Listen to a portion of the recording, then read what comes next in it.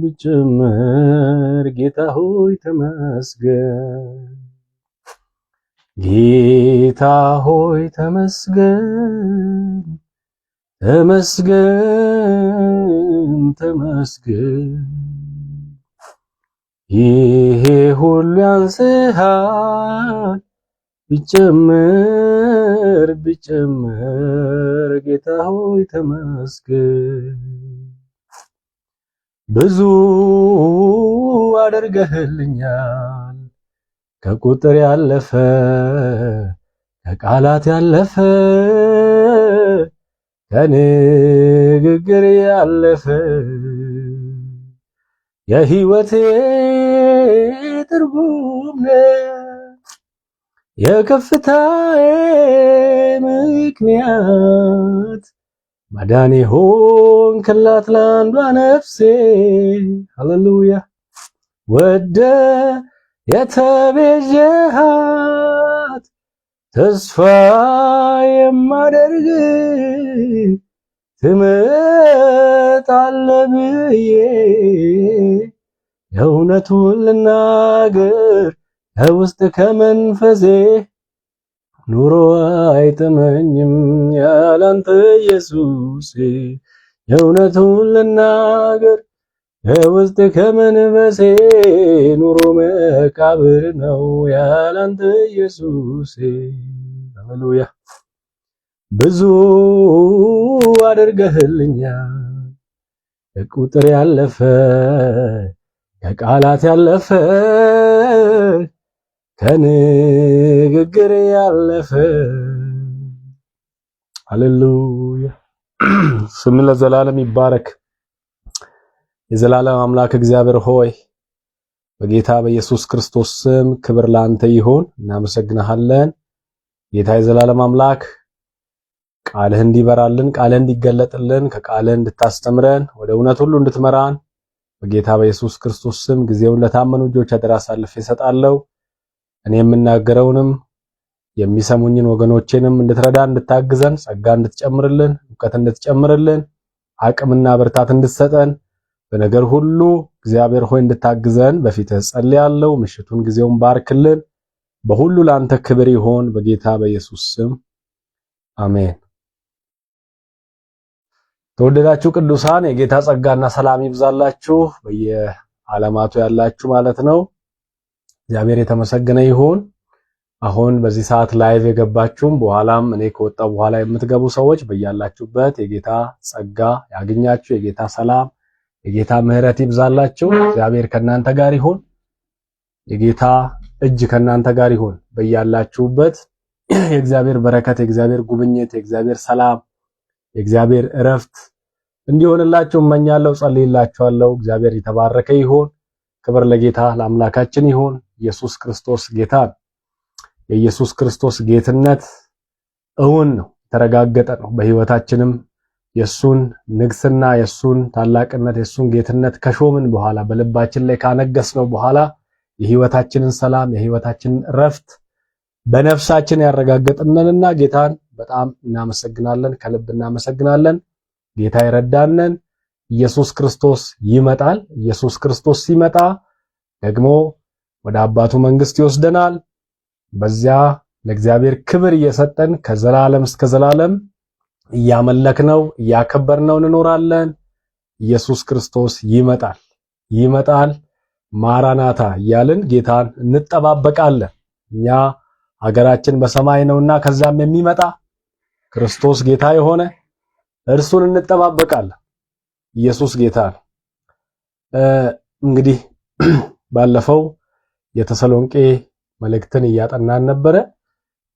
እስካሁን ድረስ የቆየነው ዛሬ ምዕራፍ 5 ከቁጥር 12 እስከ 28 ያለውን ነው የምናየው እንደ ጌታ ፍቃድ። ዛሬ ካልጨረስነውም በሚቀጥለው ጊዜ እንጨርሰዋለን።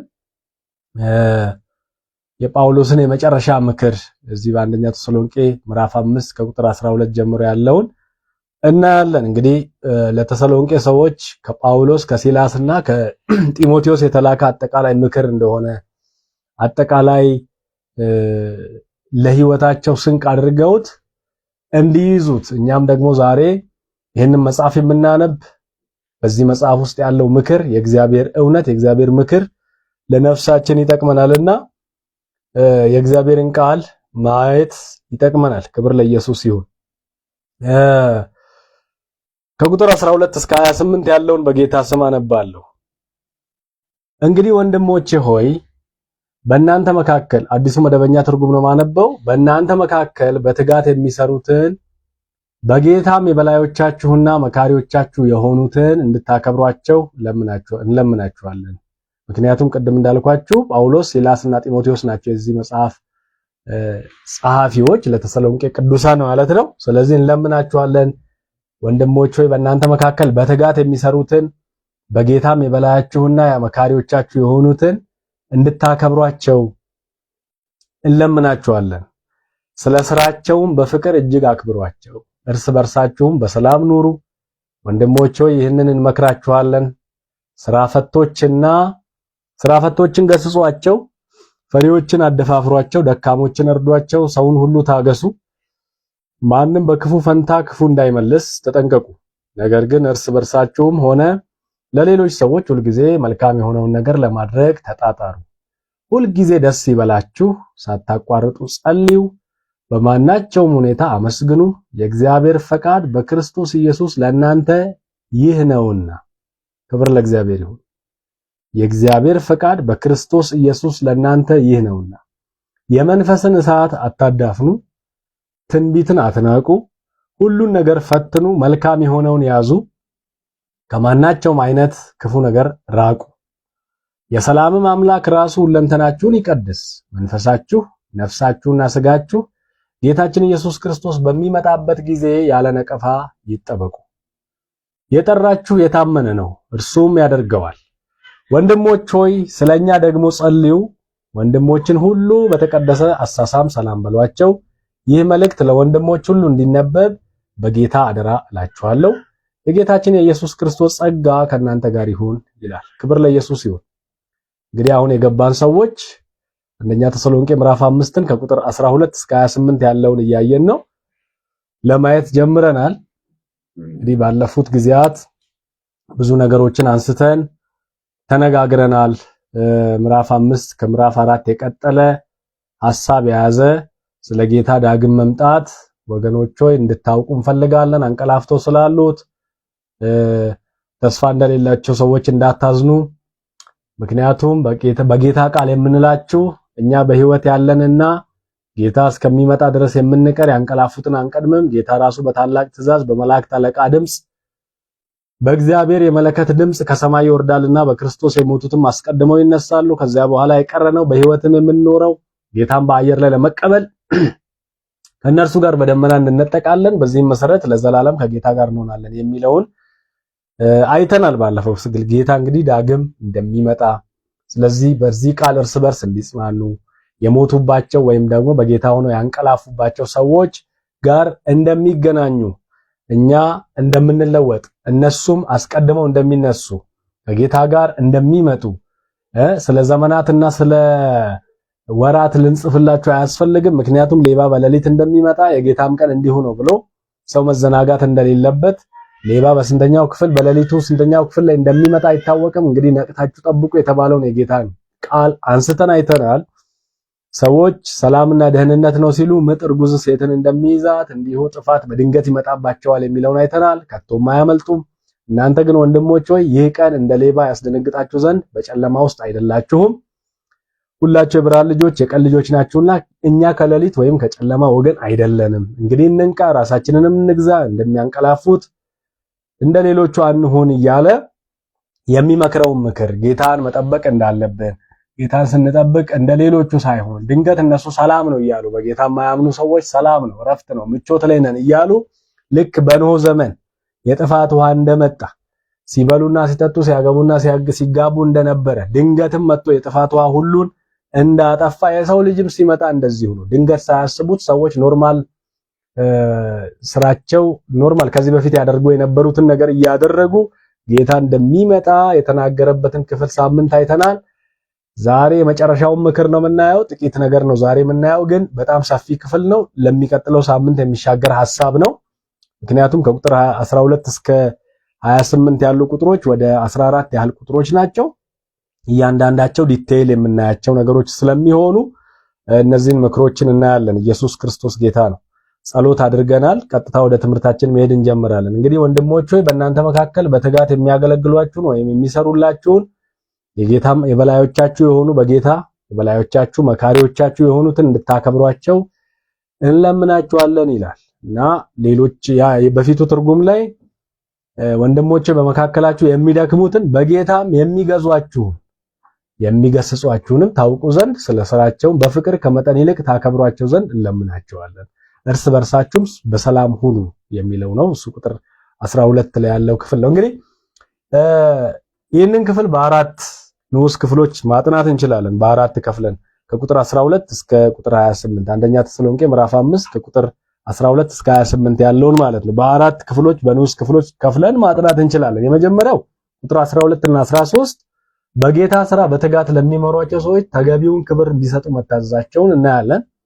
በቁጥር 14 እና 15 ደግሞ ማህበረሰባዊ ኃላፊነትን በአግባቡ እንዲወጡ መታዘዛቸውን ያ ቃል እኛንም ደግሞ ዛሬ የሚናገር ቃል ስለሆነ ሁሉም ቃል ለትምህርታችን ስለተጻፈ በዛ ውስጥ እናያለን። በሶስተኛ ደረጃ ከእግዚአብሔር ጋር ዘወትር መልካም የሆነ ግንኙነት እንዲኖራቸው የአምልኮ ስርዓታቸው ጤናማ እንዲሆን መንፈሳዊ ሕይወታቸው ጤናማ እንዲሆን ከቁጥር 16 እስከ 22 ያለውን ክፍል እናያለን። እንግዲህ በዚህ ክፍል ስር ጠቅለል ያሉ ሐሳቦች ተካተዋል። ለምሳሌ ዘወትር ከጌታ ጋር በጌታ መደሰት፣ ስለ ጸሎት፣ በሁኔታ ሁሉ ላይ ደግሞ ጌታን ማመስገን፣ ትንቢትን መናቅ እንደማይፈቀድ፣ እንደገና የመንፈስን እሳት ማዳፈን እንደማይገባ ወዘተ የተካተቱበት ክፍል ነው እና እነዚህ ከእግዚአብሔር ጋር ዘወትር የምናሳልፋቸውን መልካም ግንኙነት ጤናማ ግንኙነት የሚያሳዩ ክፍሎች ናቸው። ሌላው በአራተኛ ደረጃ የምናየው የባርኮት ቃል ነው። እሱ ከቁጥር 23 እስከ 28 ሐዋርያው የባረካቸው ክፍል ላይ ያለውን ማየት እንችላለን። ምንድነው ብሎ የሚጀምረው? የሰላም አምላክ ራሱ ለእንተናችሁን ይቀድስ፣ መንፈሳችሁ ነፍሳችሁና ስጋችሁ ጌታችን ኢየሱስ ክርስቶስ በሚመጣበት ጊዜ ያለ ነቀፋ ይጠበቁ የሚለውን ክፍል አንስቶ ያለውን ክፍል እናያለን ማለት ነው። ዛሬ እሱን አንገባበትም፣ ምክንያቱም ከጊዜ አንጻር ቶሎ ቶሎ ለማየት እንሞክራለን። እስቲ ቁጥር በቁጥር ደግሞ እንመልከት። ቁጥር 12 እና 13 እንግዲህ በጌታ ሥራ በትጋት ለሚመሩ ሰዎች ተገቢውን ክብር መስጠት አለብን የሚለውን ነው የምናየው። ወንድሞች ሆይ በመካከላችሁ የሚደክሙትን በጌታም የሚገዟችሁን የሚገስጿችሁንም ታውቁ ዘንድ ስለ ሥራቸውም በፍቅር ከመጠን ይልቅ ታከብሯቸው ዘንድ እንለምናችኋለን። እርስ በርሳችሁ ሰላም ሁኑ ወይም በሰላም ሁኑ ይላል። በመካከላችሁ የሚደክሙትን በጌታም የሚገዟችሁን የበላዮቻችሁን ይላል አዲሱ መደበኛ ትርጉም። እነዚህን ሰዎች እንድናከብር የሚገዙንን፣ የሚገስጹንን፣ የሚመክሩንን ስለ ሥራቸውም በፍቅር ከመጠን በላይ ከልክ በላይ ከዚህ በፊት ከምናከብረው በላይ እንድናከብራቸው ከፊት ይልቅ እንድናከብራቸው መጽሐፍ ቅዱሳችን ያስተምራል ማለት ነው። እንግዲህ በጌታ ቤተክርስቲያን ውስጥ መሪያችን ማን ነው? መሪያችን የምንላቸው ሰዎች እነማን ናቸው? መሪዎቻችን አንድ አጥቢያ ቤተክርስቲያን ልክ እንደ ተሰሎንቄ ቤተክርስቲያን እኛም አንድ ቤተክርስቲያን ውስጥ ስንኖር እዛ መሪዎች አሉ። የእግዚአብሔርን ቃል በመካከላችን የሚያካፍሉ መሪዎች ደግሞ የምናካትታቸው መሪዎች ውስጥ የምናካትታቸው በጸጋ ስጦታ የሚያገለግሉ ብቻ ሳይሆን የሚያስተዳድሩ። ያው የጸጋ ስጦታ ውስጥ አንዱ ማስተዳደር ተብሎ ተጽፏልና እዛ አንደኛ ቆሮንቶስ ምዕራፍ 14 ላይ ማስተዳደርም የጸጋ ስጦታ ውስጥ ተካቷልና ቤተክርስቲያንን የሚመሩ ሰዎች፣ ሽማግሌዎች፣ የጸጋ አገልግሎት የሚሰጡ ልዩ ልዩ አገልጋዮች በመካከላችን በጌታ ሥራ የሚደክሙ በትጋት የሚሰሩ በጌታ የሚገዙን እነሱ የበላዮቻችን ናቸው ማለት ነው። ከእግዚአብሔር በታች ለቤተክርስቲያን በተሰጠው ስልጣን መሰረት እነሱ ደግሞ እኛን ይመሩናል። የእግዚአብሔርን ቃል ይመግቡናል። መጋቢዎቻችን ናቸው፣ የሚጸልዩልን ናቸው፣ ምስጢሮቻችንን የሚጠብቁ ናቸው፣ የሚያማክሩን ናቸው። ሄደን የምናማክራቸው ችግራችንንም ደስታችንንም ሐዘናችንንም የምናካፍላቸው ምስጢርን የሚጠብቁ ተብለው ታማኝ ሰዎች ናቸው። እረኞቻችን ናቸው። የሚያስፈልገው ለመንጋው የሚያስፈልገውን ምግብ የሚያቀርቡ በየጊዜው የሚያቀርቡ ናቸው። የሚጠቅመውን ተመጣጣኝ ምግብ መንጋው እንዲመገብ የሚያደርጉ ናቸው። ስለዚህ እረኞቻችን ናቸው። የቤተ ክርስቲያን መሪዎች ናቸው። ልዩ ልዩ አገልጋዮች መሪዎቻችን ናቸው። እነዚህን ነው እንግዲህ መሪያችን የምንለው። ልዩ ልዩ የጸጋ ስጦታ ያላቸው አገልጋዮች እንደገና በቤተክርስቲያን በአስተዳደር ውስጥ በመሪነት ይሄ መንጋ ይሄ ህብረት በዚህ ይውጣ በዚህ ይግባ የሚለውን ከጌታ በሚቀበሉት ምሪትና በመጽሐፍ ቅዱስ መረጃ መሰረት በዛ መሰረት ሰውን የሚመሩ ለዛ ነገር የታደሉና የታጩ ሰዎች ናቸው። እግዚአብሔር የተባረከ ይሁን። እና በምን ምክንያት እናከብራቸዋለን ይላል ቁጥር 12 እና 13 በስራቸው ምክንያት ይላል። ስራቸው እኛም መመገብ ነው፣ የእግዚአብሔርን እውነት ማሳየት ነው፣ መንገድ ማሳየት ነው። ከእምነት መንገድ ፈቀቅ እንዳንል ወደኋላ እንዳናፈገፍግ በእምነት ጸንተን እንድንቆም በእግዚአብሔር እውነት ላይ እንዳንደራደር ዓለምን እንዳንመስል ከእግዚአብሔር በተሰጣቸው ጸጋ ስጦታ የሚመክሩን መንገድ የሚያሳዩን ስራቸው እሱ የሆኑ ሰዎች ስለሆኑ በስራቸው ምክንያት እናከብራቸዋለን።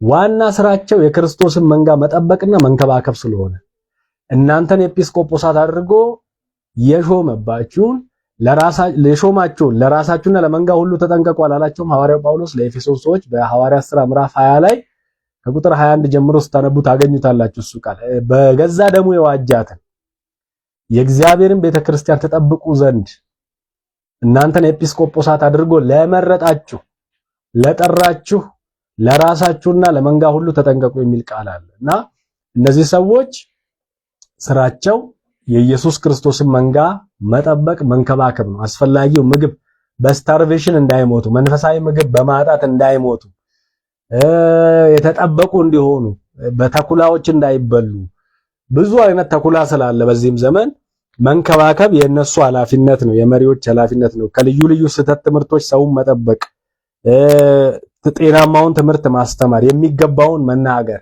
በሰላም የማይሄዱትን በስርዓት የማይሄዱትን መመለስ፣ መገሰጽ፣ መስመር ማስያዝ የነዚህ ሰዎች ኃላፊነት እንደሆነ መጽሐፉ እየተናገረ ነው ማለት ነው። ስለዚህ መንጋውን በርህራሄ መንፈስ የሚያገለግሉ ሰዎች ናቸው። በርህራሄ መንፈስ የሚያገለግሉ ለመንጋው ልክ የእግዚአብሔር ልብ ኖሯቸው እነዚህ የነሱ ሰዎች አይደሉም፣ የጌታ ሰዎች ናቸው። በአደራ የተቀበሉ ሰዎች ናቸው።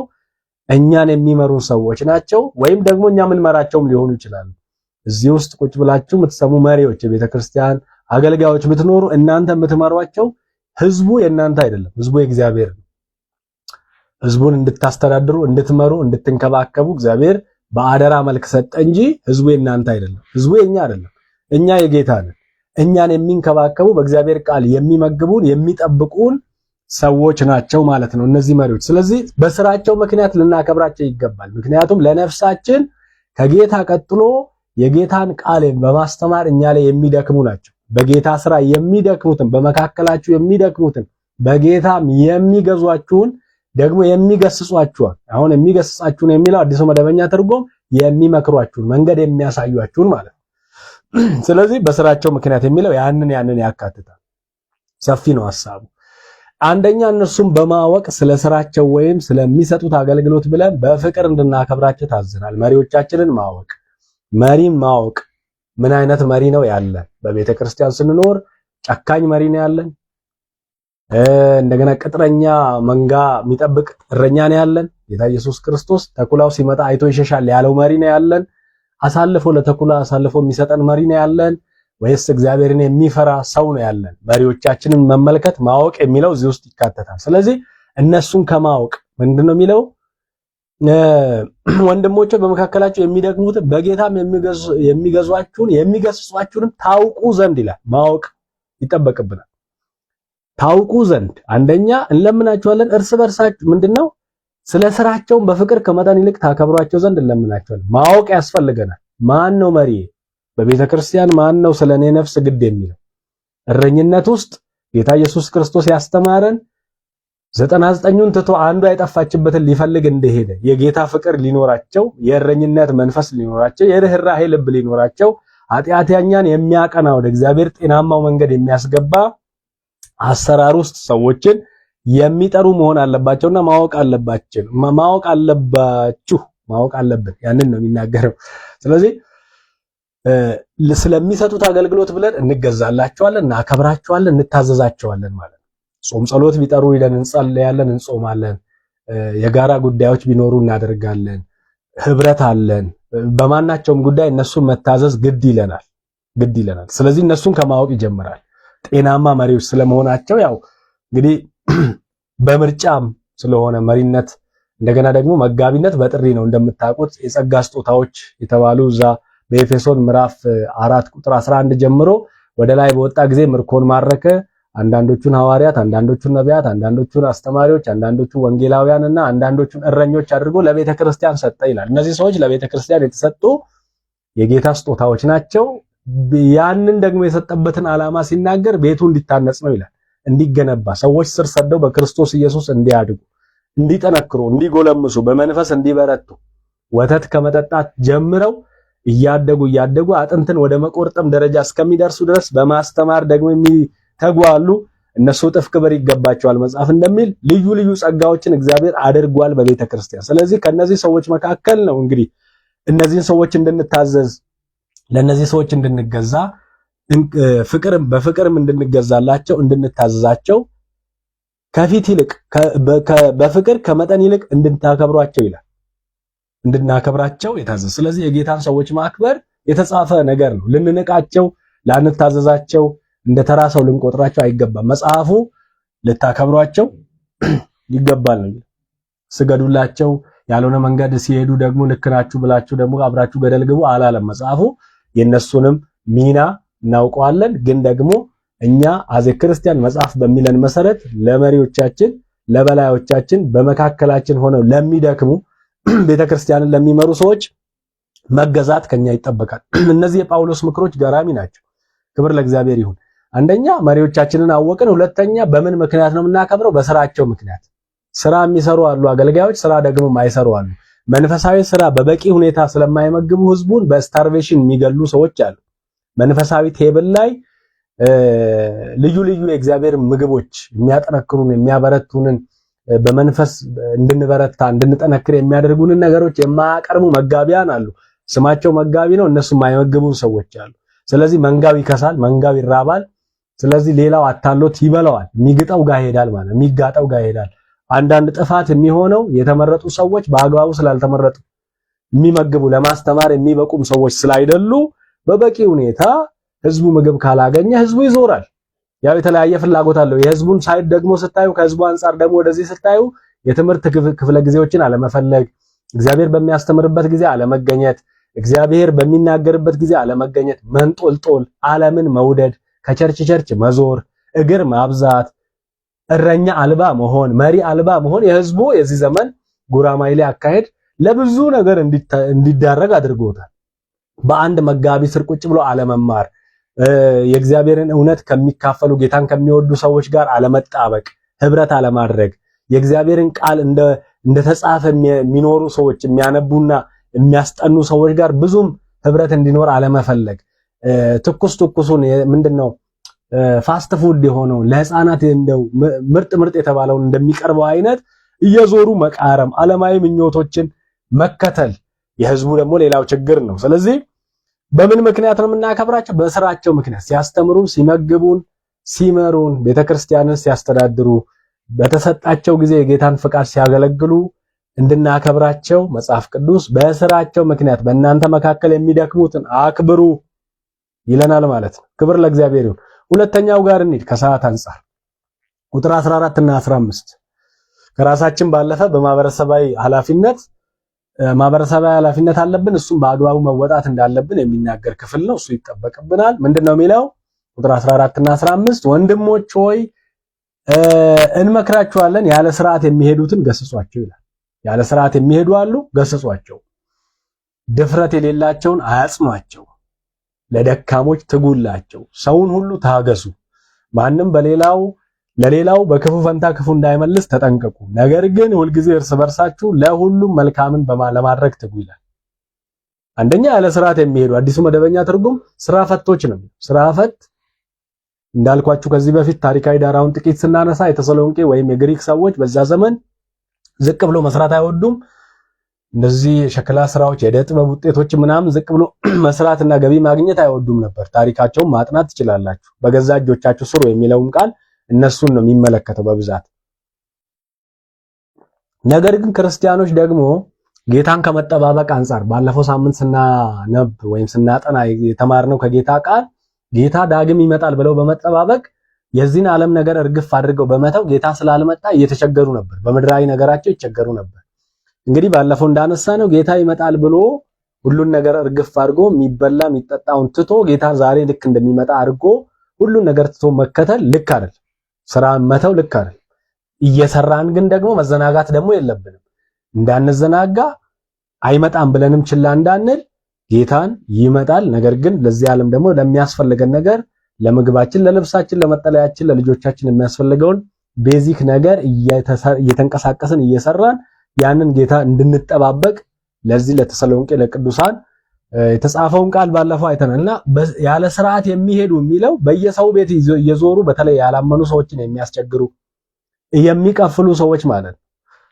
እንደዚህ ያሉ ሰዎች የሚጠጓቸው ሰዎች የሉም፣ እንደዛ እንደማለት ነው። ስለዚህ እነዚህ ሊገሰጹ ይገባል፣ ሊመከሩ ይገባል። ኖ ስራ ስሩ ሊባሉ ይገባል ነው። ይሄንን ቃል በሁለተኛው መልእክቱ በተሰሎንቄ ሁለተኛ ተሰሎንቄ ምዕራፍ 3 ቁጥር 10 እስከ 12 ላይ ይሄንኑ ነገር ያነሳል። ደግሞ ከናንተ ጋር ሳለ ሊሰራ የማይወድ አይብላ ብለን አዘናችሁ ነበርና ስራ ከቶ ሳይሰሩ በሰው ነገር እየገቡ ያለ ስርዓት ከናንተ ዘንድ ስለሚሄዱ ስለ አንዳንዶች ሰምተናል። እነዚህ ሰዎች ስራ አይሰሩ፣ ስራ ሊሰሩ አይችሉም ሳይሆን ስራ ሊሰሩ አይወዱም። ሊሰራ የማይወድ አይብላ። ስራ እንግዲህ ዘርፈ ብዙ ነው። መንፈሳዊ ስራ እንሰራለን፣ የእግዚአብሔርን ቃል እንናገራለን። እንደገናም ደግሞ ለሰውነታችን ለዚህ ምድር አስፈላጊ የሆኑ ነገሮችን የምናገኘው በእጆቻችን ስራ ነው። እነዚህ ሰዎች ግን ሐዋርያው እንደሚለው ሊሰራ የማይወድ አይብላ ብለን ከዚህ በፊት አዘናችሁ ነበር። ስራ ከቶ ሳይሰሩ በሰው ነገር እየገቡ ስራ ስለማይሰሩ በሰው ነገር ማለት ሰው የሰራው ላይ እየገቡ የሚያጠቁ ማለት ነው። ያለ ስርዓት ከእናንተ ዘንድ ስለሚሄዱ ስለ አንዳንዶች ሰምተናል። እንደዚህ ያሉትን በጸጥታ እየሰሩ በገዛ እጃቸው ይበሉ ዘንድ የገዛ እንጀራቸውን ይበሉ ዘንድ በጌታችን በኢየሱስ ክርስቶስ እናዛቸዋለን እንመክራቸውማለን ይላል። በገዛ እጆቻቸው እንዲሰሩ የገዛ እንጀራቸውን እንዲበሉ፣ የሰው እንጀራ እንዳይበሉ፣ የሰው ምግብ እንዳይበሉ፣ እየሰሩ እንዲበሉ፣ ሰነፎች እንዳይሆኑ በጌታችን በኢየሱስ ክርስቶስ እናዛቸዋለን እንመክራቸውማለን ይላል። ስለዚህ ያለ ስርዓት የሚሄዱ የሚለው ስራ ፈቶችን ነው የሚያመለክተው። ሰው በተለያየ ምክንያት እንግዲህ ስራ ሊፈታ ይችላል። ነገር ግን በስንፍና ምክንያት ስራ እንዲፈታ አልታዘዘም፣ አልተፈቀደም። ስንፍና ኃጢአት ነው። ሌላው ድፍረት የሌላቸውን ሰዎች ወይም ፈሪዎችን ማደፋፈር ይገባል ይላል እዚሁ ቁጥር ላይ። ሰውን ጨምሮ ጤነኛ ያልሆነ ፍርሃት ወጥመድ ነው። ሰውን መፍራት ወጥመድ ነው ይላል መጽሐፍ። ፍርሃት እግዚአብሔርን መፍራት፣ ቅዱስ ፍርሃት፣ ተጠንቅቆ መኖር፣ ኃጢአትን መሸሽ፣ እሱ ፍርሃት ቅዱስ ፍርሃት ነው። ነገር ግን ይሄ ጤነኛ ያልሆነ ደግሞ ፍርሃት አለ። በሁሉ ነገር ስጋት ውስጥ መግባት፣ የጌታን እረኝነት፣ የጌታን ጥበቃ አለማሰብ፣ የጌታን ምሕረት አለማሰብ፣ በሆነ ነገር ጠቃለሁ ብሎ መስጋት። ከንቱ ስጋት የሚሰጉ ሰዎች የሉም ባጠገባችሁ? ሁሉ ነገር የሚያሰጋቸው፣ የሆነ ዜና ሲለጠፍ የሚደነግጡ፣ የሆነ ርዕስ ሲያዩ የሚደነግጡ፣ የሆነ ወሬ ሲሰሙ የሚደነግጡ። ስለዚህ አጉል ፍርሃትም አጉል ድፍረትም፣ ያው ድፍረትና ፍርሃት ተቃራኒ ጽንፍ የያዙ ናቸው። ነገር ግን አጉል ከሆኑ ማለት እንደ እግዚአብሔር ቃል ያልሆነ ፍርሃት፣ እንደ እግዚአብሔር ቃል ያልሆነ ድፍረት፣ በእውቀትና በጥንቃቄ ያልሆነ ድፍረትም ጭምር ማለት ነው። ለምሳሌ አንድ ሰው መኪና የሚፈራም ሰው ሾፌር ከሆነ አደጋ ሊፈጥር እንደሚችል ታውቃላችሁ። መፍራት መጠንቀቅ ከሆነ ጥሩ ነው። ነገር ግን በጣም የሚንቦቆቦቅ በጣም የሚፈራ ከሆነ አደጋ ይፈጥራል፣ የታወቀ ነገር ነው። በጣም ደግሞ ደፋር ከሆነ ያለ እውቀት ሆኖ ደፋር ሪስኩን ሳያጠና ደፋርም ከሆነ ለአደጋ ወይም ለጉዳት ይዳርገናል ወይም ይዳርጋል። ስለዚህ ድፍረት የሌላቸውን ሰዎች ማደፋፈር ሲባል ለሆነ ነገር ለማንቀሳቀስ፣ ለምሳሌ ስራ ለመስራት ሊሆን ይችላል። ድፍረት ያጡ ሰዎችን እንዲደፍሩ ቢዝነስ እከስራለሁ ብቻ ሳይሆን አተርፋለሁ ብለው እንዲገቡበት እንደማበረታታት ማለት ነው። ድፍረት ያጡ ሰዎችን ፈሪዎችን ሰዎች ማበረታታት አለብን ነው እያለ ያለው። ሌላው ደካሞችን እንድንረዳ እንድናግዝ ታዘናል። ምንድነው የሚለው?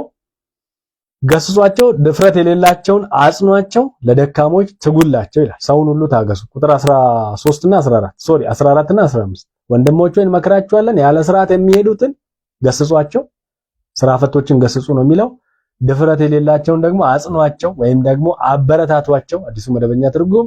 ለደካሞች ደግሞ ትጉላቸው ይላል። ደካሞች እነማን ናቸው? ደካማ የምትሉት ሰው ማንን ነው? አንድን ሰው ደካማ ነው ስንል ምን እያልን ነው? ለምሳሌ በእድሜ መግፋት ምክንያት ኃይልና ጉልበት የሌለውን ሰው ደካማ እንለዋለን። እናቶቻችን እና አባቶቻችን እድሜያቸው ሲገፋ ሲደክሙ ኃይል ሲያጡ፣ ለምሳሌ ዕቃ ተሸክመው በፊት በቀላሉ የሚሄዱ ሰዎች ኃይል ሲያጡ ጉልበት ሲያጡ ይንገዳገዳሉ፣ ሊወድቁ ይደርሳሉ። ስለዚህ እነሱ ደካማ ናቸው። ልንረዳቸው ያስፈልጋል፣ ልናግዛቸው ያስፈልጋል። ሌላው ድሃ ነው። ድሃ እንግዲህ ገንዘብ ከእጁ ባለመኖሩ ምክንያት የሚያስፈልገውን ነገር ለማሟላት እጁ ያጠረ ሰው ማለት ነው። እሱ ደካማ ሰው ነው። ድህነት ደካማ ያደርጋል በብዙ ነገር። ማድረግ የምትፈልጉት መስራት የምትፈልጉት ኢቭን እንኳን ወንጌል ለመመስከር ወይም ደግሞ የወንጌል እግር እንዲሮጥ ገንዘብ እንደሚያስፈልግ ታውቃላችሁ። ገንዘብ ጌታ ሆኖ በእኛ ላይ እንዳይነግስና ኢየሱስ ክርስቶስን እንዳያስክደን ልም ያለ የገንዘብ መውደድ ፍቅር ውስጥ ገብተን ደግሞ ስር በሰደደ ኃጢአት ውስጥ ወንጀል ውስጥ እንዳንገባ እንጂ መጽሐፍ ቅዱስ ገንዘብ አያስፈልግም አይልም። ገንዘብ ያስፈልጋል። ድህነት መጽሐፍ ቅዱስ የሚያበረታታው ነገር አይደለም። ግን ድሆች ደግሞ ለእግዚአብሔር ወደ እግዚአብሔር በመጮህ እግዚአብሔርን ፊት በመፈለግም ደግሞ አላቸው የራሳቸውና ድሃ ከእጁ ምንም የሌለው ሰው ይሄ ሰው ደካማ ነው፣ ኢኮኖሚካሊ ደካማ ነው። ስለዚህ እሱም ማበረታት ያስፈልጋል። በምን? ኢኮኖሚውን ከፍ በማድረግ ስራ እንዲሰራ በማድረግ ራሱን እንዲችል በማድረግ ከሰው ጥገኝነት እንዲላቀቅ በማድረግ እግዚአብሔር የተባረከ ይሁን። ይሄንን ነው አበርቱ የሚል መጽሐፍ። ደካማውን ደግሞ ትጉላቸው በትጋት። አንዳንድ ሰው ደግሞ መጸለይ የሚገባው መጸለይ ማይችላል፣ ለሱ ደግሞ ትጋለት፣ በጸሎት ትጋለት፣ አበርታው እንደማለት ነው። ምንድነው የሚለው? ፈሪዎችን አደፋፍሯቸው ደካሞችን እርዷቸው ይላል። የሚረዱበት የድካማቸው አይነት ስለሚለያይ ደካማ በሆኑበት አቅጣጫ ለሰዎች መራራት፣ በዛ ሰዎችን መደገፍ ያስፈልጋል። እንደገና የጤና መታወክ የደረሰበትን ጨምሮ ተፈጥሯዊና ሰው ሰራሽ ልዩ ልዩ መከራ ሲፈራረቅበት ስራውንና ገቢው የተቋረጠ ሰው ደካማ ነው። ሰው ሰራሽ አደጋዎች እንደ ጦርነት፣ ሰው ሰራሽ ረሃብ፣ ችግር፣ ቸነፈር፣ እንደገና በተፈጥሮ አንዳንድ ጊዜ ገበሬ ዘርቶ እህል የሚታጨድበት ጊዜ ላይ ከባድ ዝናብ መጥቶ እህሉን ቢያበላሽ፣ ሰብሉ ቢወድም፣ አንበጣ ቢመጣ፣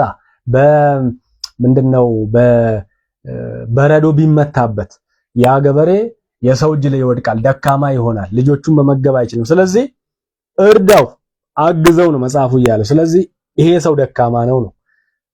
ገቢውና ስራው ተቋርጧል። አንዳንድ ጊዜ ሳትፈልጉ ስራችሁ የሚቋረጥበት ሁኔታ አለ። በተለያየ ኤክስተርናል ፋክተር ሊሆን ይችላል።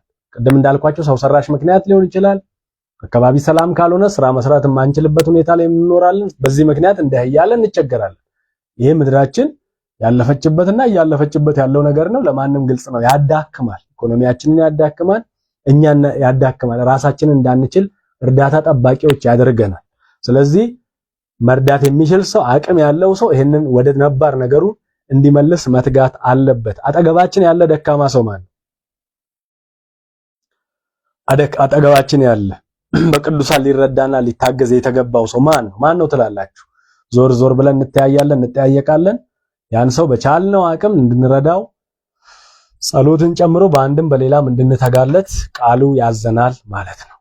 እንድንተጋለት። ክብር ለእግዚአብሔር ይሁን። ሌላው ሰውን ሁሉ ታገሱ የሚለው ነው። ሰውን ሁሉ ታገሱ። ምሳሌ መጽሐፍ ምዕራፍ 16 ቁጥር 32 ላይ ትዕግስተኛ ሰው ከኃያል ሰው ይሻላል ይላል። ክብር ለእግዚአብሔር ይሁን።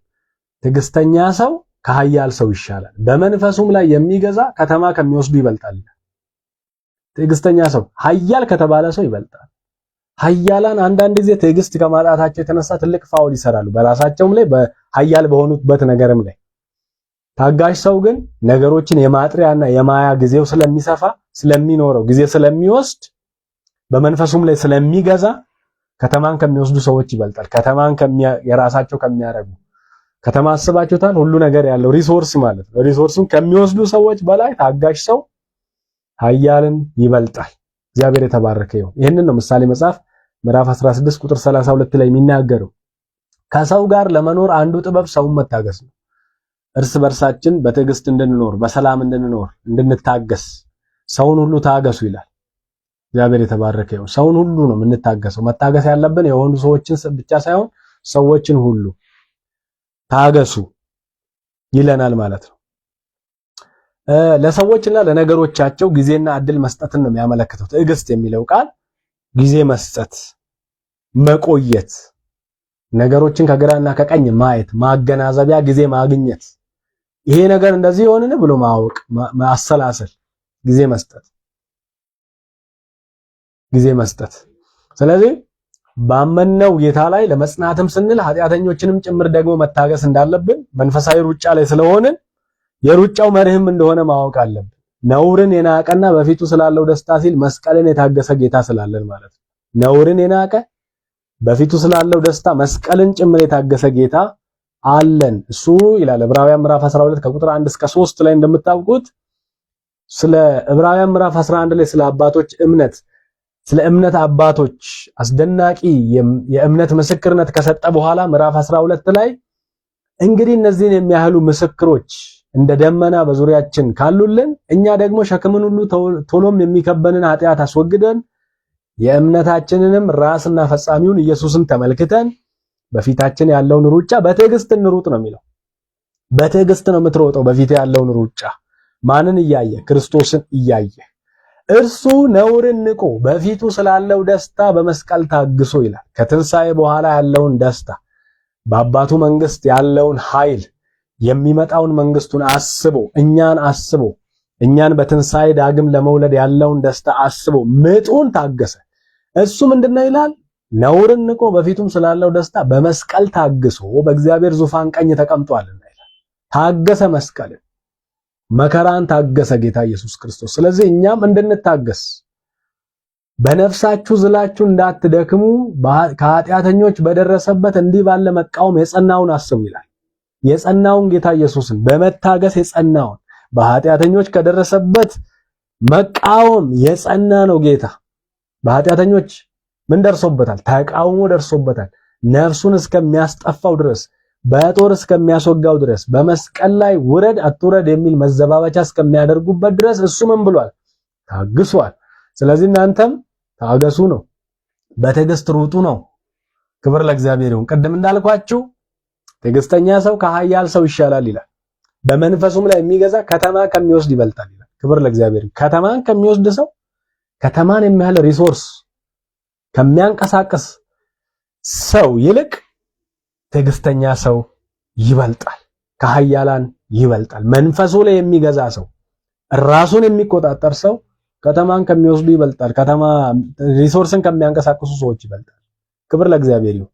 ሌላ ቁጥር 15 ላይ እርስ በርሳችንም ይሁን ከሌሎች ሰዎች ጋር ስንኖር ክፉን በክፉ ፈንታ እንዳንመልስ ሁልጊዜ መልካም የሆነውን ለማድረግ እንድንጣጣርላቸው ተናግሮናል ማለት። ቁጥር 15ን ማንም በክፉ ፈንታ ክፉ እንዳይመልስ ተጠንቀቁ፣ ነገር ግን እርስ በርሳችሁም ሆነ ለሌሎች ሰዎች ሁልጊዜ መልካም የሆነውን ነገር ለማድረግ ተጣጣሩ ይላል። ሁልጊዜ መልካም የሆነውን ለማድረግ ተጣጣሩ። ክብር ለእግዚአብሔር ይሁን። ይሄ በምሳሌ መጽሐፍ ምዕራፍ 25 ላይ የተጠቀሰውን ቃል ነው ሮሜ መልእክት ምዕራፍ 12 ከ18 እስከ 21 ላይ ያለው። ምንድነው የሚለው? ምሳሌ ምዕራፍ 25 ከቁጥር 21 እስከ 22 ጠላት ቢራብ እንጀራ አብለው፣ ቢጠማም ውሃ አጠጣው፣ ፍም በራሱ ላይ ተሰበስባለህና እግዚአብሔርም ዋጋህን ይመልስልሃል ይላል። ያንን ከዛ የተወሰደውን ቃል ነው በኮቴሽን ጳውሎስ በሮሜ መልእክት ምዕራፍ 12 ከቁጥር 18 እስከ 21 ያለው ክፍል ላይ የጻፈልን። ምን ይላል? ቢቻላችሁስ በእናንተ በኩል ከሰው ሁሉ ጋር በሰላም ኑሩ። ቢቻላችሁስ በእናንተ በኩል የሚጠበቅብን በእኛ በኩል ነው። በዛ በኩል ስላለው ሳይሆን በእኛ በኩል ስላለ ቢቻላችሁስ በእናንተ በኩል ከሰው ሁሉ ጋር በሰላም ኑሩ። ከሰው ሁሉ ጋር በሰላም ተወዳጆች ሆይ ራሳችሁ አትበቀሉ፣ ለቁጣው ፈንታ ስጡ እንጂ በቀል የኔ ነው እኔ ብድራቱን እመልሳለሁ ይላል ጌታ ተብሎ ተጽፏልና። ጠላት ግን ቢራብ አብለው፣ ቢጠማ አጠጣው። ይህንን በማድረግ በራሱ ላይ የእሳት ፍም ትከምራለህ። ይሄ የእሳት ፍም ትከምራለህ ከዚህ በፊት እንደተነጋገርነው እንዲጸጸት የጸጸትን ጊዜ እንዲያገኝ እድል ትሰጠዋለህ። ክፉ አድርጎብሃል፣ ክፉ ሰርቶብሃል። አንተ ግን መልካም በማድረግ እሱ ወደ ቀጥተኛው መንገድ ወደ ጤናማው ግንኙነት ትመልሰዋለህ፣ እድል ትሰጠዋለህ። ይሄ ሰው እንዲቀና፣ እንዲስተካከል፣ እንዲታረም እድል ያገኛል ክፉን። ከዛ ምንድነው የሚለው? ይህን በማድረግ በራሱ ላይ የእሳት ፍም ትከምራለህና ክፉን በመልካም አሸንፍ እንጂ በክፉ አትሸነፍ ይላል። ክፉን ነገር የምናሸንፈው በክፋት ከሆነ ተሸናፊዎች ነን። ክፉ ለተደረገብን ክፋት የምንመልስ ከሆነ እንደ ክፋቱ ከዛ ወደ ተወረወረብን አይነት ቀስት ምላሽ የምንሰጥ ከሆነ ተሸንፈናል። አትሸነፍ ነው የሚለው መጽሐፍ። መሸነፍ የለብን። በምን አሸንፈው? በመልካም አሸንፍ። ክፉ ተደርጎብሃል፣ አንተ መልካም በማድረግ አሸንፍ። አንደኛ ጴጥሮስ ምዕራፍ 3 ቁጥር 9 ላይ ክፉን በክፉ ፈንታ ወይም ስድብን በስድብ ፈንታ አትመልሱ። ሪስፖንድ ስታደርጉ ክፉ ነገር ሲደርስባችሁ ለዛ ክፉ ላደረሰባችሁ ሰው ክፋትን አትመልሱ፣ ክፉ ነገር አትመልሱ። ሲሰድቧችሁ ስድብን አትመልሱላቸው ነው። በዚህ ፈንታ ባርኳቸው እንጂ ይላል። የበረከት ቃል ከተባረኩ ሰዎች ነው የሚገኘው። ያልተባረከ ሰው ሊባርክ አይችልም። እርግማን በአፉ ያለ፣ ስድብ በአፉ ያለ ያልተባረከ ሰው፣ የተረገመ ሰው፣ የተሰደበ ሰው፣ ምናምንቴ ሰው የሚለው መጽሐፍ። ስለዚህ በአፋችሁ ውስጥ ምንድነው የሞላው? የበረከት ቃል ነው የሞላው? የስድብ ቃል ነው የሞላው? ያንን ተናገሩ። ያንን የበረከት ቃል ተናገሩ። እንደ ክርስቲያን ከአፋችን የሚጠበቀው ለሚሰድቡን ሰዎች ስድብን መመለስ ሳይሆን ለሚረግሙን ሰዎች ምርቃትን እንጂ ለሚሰድቡን ሰዎች ባርኮትን እንጂ መጽሐፍ በክፉ ፈንታ ክፉን እንድንመልስ አይነግረንም። በክፉ ፈንታ ክፉ አትመልሱ፣ በዚህ ፈንታ ባርኩ፣ በረከትን ልትወርሱ ለዚህ ተጠርታችኋልና ይላል። በረከት በምድርም በረከት በሰማይም የሚጠብቀን ሰዎች። ክብር ለእግዚአብሔር ይሁን። እኛ ሁሉን ጥለን ተከተልን። እንኪያስ እጣችን ምንድነው? ዋጋችን ምንድነው ብለው ጠየቁት። ምንድነው የምትሰጠን? ጌታ ምን አላቸው? ደቀ መዛሙርቱ ናቸው እንደዚህ ሁሉን ጥለው የተከተሉት ሰዎች። በነበረው ኢኮኖሚ ትንሽ የሚንቀሳቀሱ የነበሩ ሰዎች ሲመጡ ጌታ ጋር፣ ቤት ያልነበረው ጌታ ጋር ሁሉን ጥለው ለመከተል የመጡ ሰዎች ናቸውና በምድር 100 እጥፍ በረከት አላችሁ፣ በሰማይ ደግሞ የዘላለም ሕይወት አላችሁ አላቸው። ክብር ለእግዚአብሔር። በሰማይ የዘላለም ሕይወት፣ በምድር ደግሞ 100 እጥፍ በረከት ያለው መንግስት ነው። ስለዚህ በረከትን ልትወርሱ ለዚህ ተጠርታችኋል ይላል ጴጥሮስ። ሉቃስ ወንጌል ምዕራፍ 6 ቁጥር 27 እስከ 30 ላይ ነገር ግን ለእናንተ ለምትሰሙ እላችኋለሁ ጌታ ኢየሱስ ክርስቶስ ጠላቶቻችሁን ውደዱ፣ ለሚጠሏችሁ መልካም አድርጉ፣ የሚረግሟችሁንም መርቁ፣ ስለሚበድሏችሁም ጸልዩ። ጉንጭህን ለሚመታህ ደግሞ ሁለተኛውን ስጠው፣ መጎናጸፊያን ለሚወስድ እጀ ጠባብህን ደግሞ አትከልክለው። ለሚለምንህ ሁሉ ስጥ፣ ገንዘብህንም የሚወስድ እንዲመልስ አትጠይቀው። ክብር ለእግዚአብሔር ይሁን። ይህንን ነው የሚያስተምረን ጌታ። ከሰው እንድንነጥቅ ክፉን በክፉ እንድንመልስ ሳይሆን ክፉን በመልካም አንዱን ሲጠይቀን ሌላው እንደውም አንድ ምዕራፍ ቢለምን ሁለተኛውን አብረህ ሂድ ይላል። ሰው መሸኘት በባህል ደረጃ እነሱ ጋር ስላለ ማለት። ክብር ለእግዚአብሔር ይሁን። እንግዲህ ሶስተኛው ክፍል የምናነሳው ከቁጥር 16 እስከ 22 ላይ ነው። አንደኛ ተሰሎንቄ ምዕራፍ 5ን እያየን ነው። ከሰዓት አንፃር ጥቂት ነገር ተናግሬ ጨርሳለሁ። ምንድነው የሚለው? ከቁጥር 16 እስከ 22 ያለውን ክፍል ስናነብ ሁል ጊዜ ደስ ይበላችሁ፣ ሳታቋርጡ ጸልዩ፣ በማናቸውም ሁኔታ አመስግኑ፣ የእግዚአብሔር ፈቃድ በክርስቶስ ኢየሱስ ለእናንተ ይህ ነውና ይላል። ሁል ጊዜ ደስ ይበላችሁ፣ ሳታቋርጡ ጸልዩ፣ በማናቸውም ሁኔታ አመስግኑ፣ የእግዚአብሔር ፈቃድ በክርስቶስ ኢየሱስ ለእናንተ ይህ ነውና። የመንፈስን እሳት አታዳፍኑ፣ ትንቢትን አትናቁ፣ ሁሉን ነገር ፈትኑ፣ መልካም የሆነውን ያዙ፣ ከማናቸውም አይነት ክፉ ነገር ራቁ ይላል። ስለዚህ ከእግዚአብሔር ጋር ስላለን ግንኙነት የሚናገር ክፍል ነው። ዘወትር ጤናማና መልካም የሆነ ግንኙነት እግዚአብሔር ጋር እንዲኖረን እግዚአብሔር ይፈልጋል። ሁል ጊዜ ደስ እንዲለን፣ ሳናቋርጥ እንድንጸልይ፣ በሁሉ ነገር እንድናመሰግን፣ የእግዚአብሔር ፍቃድ በክርስቶስ ኢየሱስ ወደኛ ነው ማለት መንፈስን እንዳናጠፋ፣ ትንቢትን እንዳንቅ፣ ሁሉን እንድንፈትን፣ መልካም የሆነውን ብቻ እንድንይዝ፣ ከማናቸውም አይነት ክፉ ነገር እንድንርቅ የእግዚአብሔር ቃል እየነገረን ነው። ሁልጊዜ ተደሰቱ። ልክ ይህ ዓለም ደስታ የሞላ ይመስል ሁልጊዜ ተደሰቱ እኮ። ደስታ ስላልሞላው ደስታችንን በጌታ ላይ አድርገን ደስታችንን ሳናስነካ ደስ ብሎ እንድንኖር ጌታ ይፈልጋል። በሱ አርፈን በሱ ተደስተን እንድንኖር ይፈልጋል። እንደምታስታውሱት ነው ይሄ ቃል ደስ ይበላችሁ፣ ደግሜ እላለሁ በጌታ ደስ ይበላችሁ የሚል ቃል አለ አይደለ? እዚህም ጋር ሁል ጊዜ ተደሰቱ ነው የሚለው። ሁል ጊዜ ደስ ይበላችሁ። ሰው እንዴት ሁል ጊዜ ሊደሰት ይችላል? ሁል ጊዜ እንዴት ሰው ሊደሰት ይችላል ስታስቡት? መጽሐፉ ግን ሁል ጊዜ ደስ ይበላችሁ ይላል። አማኝ በዚህ ደስታና ሐዘን በሚፈራረቅበት ዓለም ሲኖር ከጌታ ባገኘው ዘላለማዊ ሕይወት መደሰት አለበት። ስለ እግዚአብሔር መንግስት መግባቱ ማመስገን አለበት። እርግጠኛ ስለሆነ ክርስቲያን ስለሆነ በክርስቶስ ኢየሱስ የመስቀል ሥራ ስለዳነ የዘላለምን ሕይወት ስላገኘ አማኝ ሊደሰት ይገባል። ይሄ ሰማይና ይሄ ምድር ቢያልፍ የጌታ ቃል አያልፍም። ጌታ ለቃሉ ታማኝ ስለሆነ የጠራን የታመነ ስለሆነ ሃሌሉያ። ስለዚህ የዘላለም ሕይወት ስላለህ የእግዚአብሔር መንግስት ወራሽ ስለሆንክ በዚህ ተደሰት። ጌታ ኢየሱስ ጋር አንድ ጊዜ አጋንንት አውጥተው ታምራት አድርገው ወንጌል ሰብከው እየሮጡ በደስታ መጡና ደቀ መዛሙርቱ አጋንንት እንኳን ታዘዙልን፣ ያሉ ሲነግሩት በዚህ ደስ አይበላችሁ፣ ስማችሁ በላይ መዝገብ በሰማይ መዝገብ ስለተጻፈ በዛ ደስ ይበላችሁ አለ። እግዚአብሔር የተባረከ ይሁን። ስለዚህ አንድ ሰው ደስታውን በላይ ነው ማድረግ ያለበት። ሪዋርድም ያለን ላይ ነው በብዛት እግዚአብሔር ጋር ያለን ደስታ፣ ከእግዚአብሔር ጋር ያለን ግንኙነት ሰላማዊ ግንኙነት ከሆነ እንደኛ ደስተኛ ሰዎች የለም። ስለዚህ አማኝ ይሄ ዓለም እንግዲህ ደስታ ሁሌ የለም፣ ሐዘን ሁሌም የለም እንደምታውቁት፣ ግን የሚፈራረቅበት ነው። ደስታ ተደስተን ሳንጨርስ ሐዘን ይመጣል፣ ሐዘን ሳንጨርስ ደግሞ ሰርፕራይዝ አለው። የሆነ ብቻ የሚፈራረቅ ዓለም ነው። ከጌታ ጋር ግን ስንሆን ባገኘነው ዋና ጉዳዮች በጌታ ልናርፍና ልንደሰት ያስፈልጋል። ይህንን ነው የሚናገረው። የዘላለም ሕይወትና መንግስት አለን። ስለዚህ በዛ ስንደሰት የሰማይ ዜግነቱ ነጸብራቅ በእኛ ሕይወት ይታያል። ሰው ሲደሰት በፊቱ ይታወቃል አይደል? የልብ ደስታ ፊትን ታበራለች እንደሚል የሰው ልብ ሲደሰት ፊቱ ይበራል። እዚህ ላችኋል ኃጢአት ስለሰራ ቃየን ፊቱ ጠቁሮ ነበር ሊሰራ ሲያስብ። እግዚአብሔር መጣና ፊት ለምን ጠቆረ አለው። ወንድምህ የት ነው ያለው? ምንድነው? ኃጢአት በደጅ ታደባለች። something is going to happen ፊት ጠቁሯል። ኃጢአት ያለበት ሰው ወይም ደግሞ በነገር ሁሉ የሚቆዝም ሰው አለ። በጌታ ደስ እንድንሰኝ ግን እግዚአብሔር ይናገራል። በቃሉ ይህንን ነው የሚናገረው። ደስ ይበላችሁ ትእዛዝ ነው። እነዚህ ምክሮች ናቸው፣ እግዚአብሔር ቃል ነውና በተለይ በመከራ መካከል ቆሞ በተሰጠው መንፈስ እገዛ የጌታ መንፈስ ያግዘናል።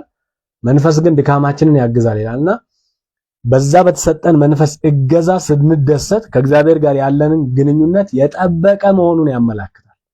አንድ ሰው መከራ ላይ ሆኖ መዘመር አይችልም ከእግዚአብሔር ጋር ጥሩ ግንኙነት ከሌለው፣ ጥሩ ፌሎሺፕ ከሌለው። በትልልቅ ችግር ውስጥ እያለፈ ምንም እንዳልተፈጠረ መቁጠር የሚችለው ከጌታ ጋር ሲሆን ብቻ ነው። አለበለዚያ ራሱን እያሞኘ ስለሆነ በኋላ ላይ መጸጸቱና ማዘኑ አይቀርም።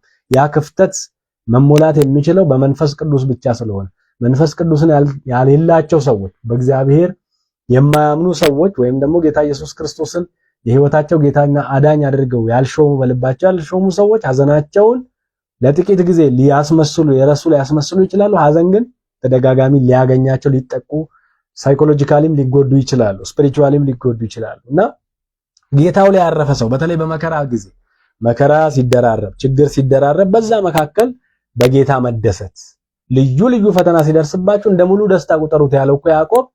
ነገርየው ደስታ የሚሰጥ አይደለም፣ ግን እናንተ ልዩ ፈተና ልዩ መከራ ደርሶባችኋል። ነገር ግን እንደ ሙሉ ደስታ ቆጥረህ መደሰት አለብህ። እሱ የኛ ድርሻ ነው። ክብር ለእግዚአብሔር ይሁን። ስለዚህ የጠበቀ ግንኙነት ከጌታ ጋር ሊኖረን ያስፈልጋል። በዚህ ነገር ጌታ ይከብራል። ሌሎችም ደግሞ የደስታው ተጋሪ ይሆናሉ። ከልብ የሆነ ደስታ የሚጋባ ጠንካራ ስሜት ስለሆነ አንዳንዴ ሰዎች ተደስተው ማጣቋቸውም ቢሆን ደስታቸውን ሲገልጡ በጣም ኤግዛይትድ ሲሆኑ ያ ደስታ እናንተ ጋር እንደሚጋባው ማለት ነው። ስለዚህ ከጌታ ያገኛችሁት ደስታ፣ ከጌታ ያገኛችሁት ሰላም የሚጋባ መሆን አለበት። ከጌታ ያገኘነው እረፍት። አንዳንድ ሰው በጌታ ነው ግን አላረፈም፣ ይቅበዘበዛል፣ ተቅበዝባዥ። እሱ ጋር ሄዳችሁ ማረፍ አትችሉም። አንዳንድ ሰው እረፍት አይሰጣችሁም። ቅብዝብዝ ያለ ነፍሱ ውስጥ ጭንቃ ያለ በቃ ይሄንን ዓለም ሁሉ ለራሱ ቢያደርግ እንኳን የሚያርፍ የማይመስላቸው ሰዎች አሉ። መጽሐፉ ግን እንድናርፍ በጌታ እንድንደሰት ባለን ነገር እንድንደሰት ባለፈው እንዳጠና ነው የምንበላውና የምንለብሰው ካለን እርሱ ይበቃናል። እግዚአብሔርን አመስግነን በደስታ ለመኖር ማለት ነው። ክብር ለእግዚአብሔር ይሁን።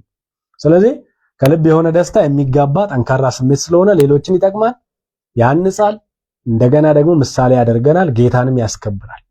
በመጽሐፈ ምሳሌ ምዕራፍ 15 ቁጥር 15 ላይ ልቡ የሚያዝን ሰው ዘመኑ ሁሉ የከፋች ናት ይላል ጠቢቡ። ልቡ ያዘነ ሰው፣ በልቡ የሚያዝን ሰው ዘመኑ ሁሉ የከፋች ናት። ሁሌ ሐዘንን የሚያውጠነጥን ሐዘን ለአጭር ጊዜ ኖርማል ችግር የለም፣ ጥቂት ጊዜ። ረዘም ያለ ሐዘን ግን ከሆነ የምንወዳቸውን ሰዎች አተን ሊሆን ይችላል፣ የምንወደውን ነገር አተን ሊሆን ይችላል፣ ገንዘባችንን ከስረን ሊሆን ይችላል፣ ስራችንን አተን ሊሆን ይችላል። በጣም ብዙ ነገር በዚህ ምድር ላይ ስንኖር ማንፈልጋቸውን ነገሮች ሆነውብን ሊሆን ይችላል። ከተራዘመ ግን በልቡ የሚያዝን ሰው ሁልጊዜ ትካዜ የሚሞላ ሰው ይላል ጠቢቡ ዘመኑ ሁሉ የከፋች ናት። የልብ ደስታ ግን ሁልጊዜ እንደ ግብዣ ነው ይላል። የልብ ደስታ እንደ ግብዣ ነው። በቃ የግብዣ ያህል ሁሌ እንደተጋበዘ ያህል ነው የሆነው ሰው ይላል። ክብር ለእግዚአብሔር ይሁን። ስለዚህ ደስ ይበላችሁ። ነገር አልተሟላም፣ ደስ ይበላችሁ። ልክ ዕንባቆም እኔ ግን በእግዚአብሔር ደስ ይለኛል ያለው ከዛ በፊት ያሉትን ቃሎች ስታጠኑ ምዕራፍ 3 ላይ ያልተሟሉ ነገሮችን የሚያነሳ ሰው ነው። ምንም ነገር ባይኖር እኔ ግን በእግዚአብሔር ደስ ይለኛል፣ በመድኃኒቴ አምላክ ሐሴት አደርጋለሁ ያለው ለዛ ነው። ክብር ለእግዚአብሔር ይሁን። ስለዚህ በብሉይም በአዲሱም ኪዳን እኛ በጌታ ነው ልንደሰት የሚያስፈልገን። አንድ ነገር ወይ አንድ ሁለት ነገሮችን ብቻ ተናግሬ ዛሬውን አበቃለሁ እንደ ጌታ ፍቃድ።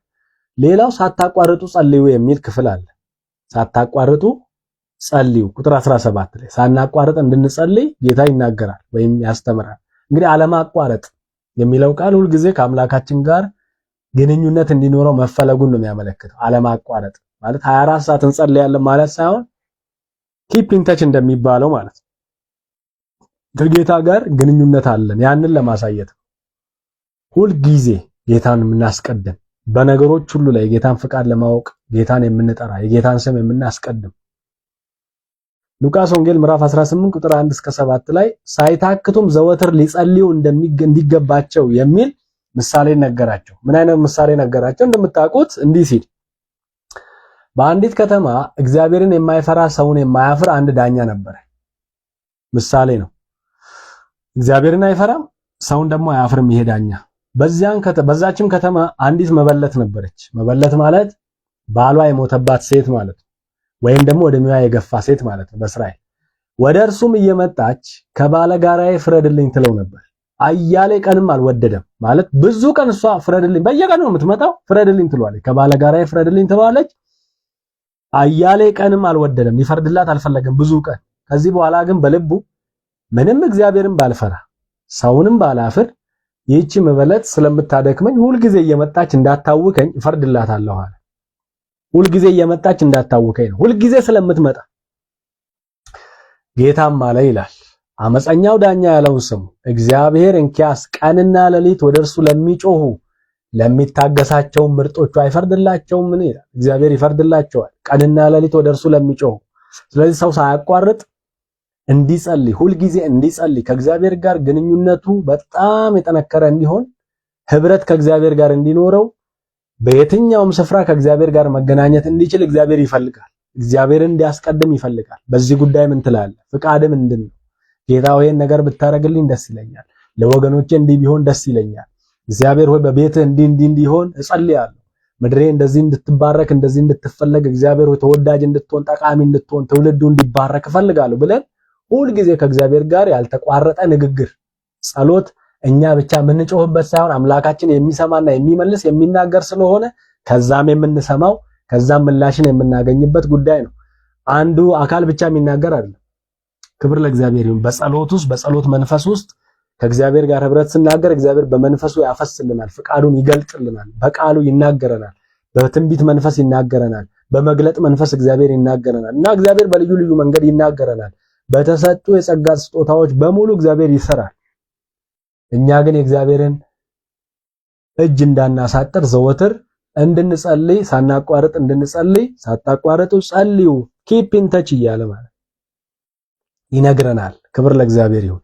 ሌላው ዛሬ ማነሳው በሁሉ አመስግኑ የሚለውን ነው።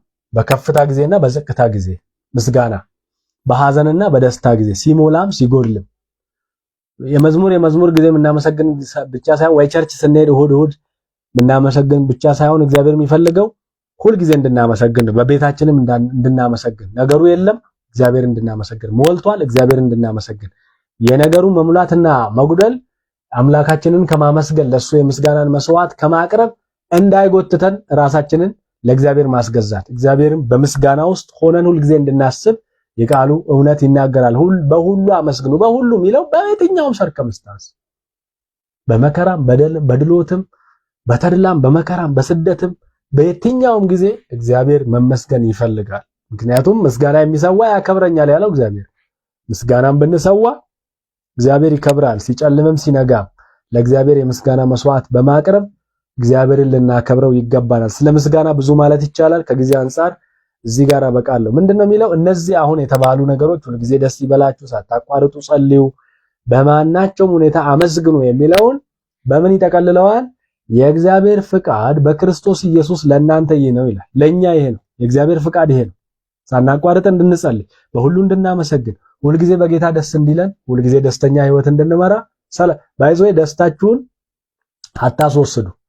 ደስታ የምርጫ ጉዳይ ነው። መርጠ ተደሰት።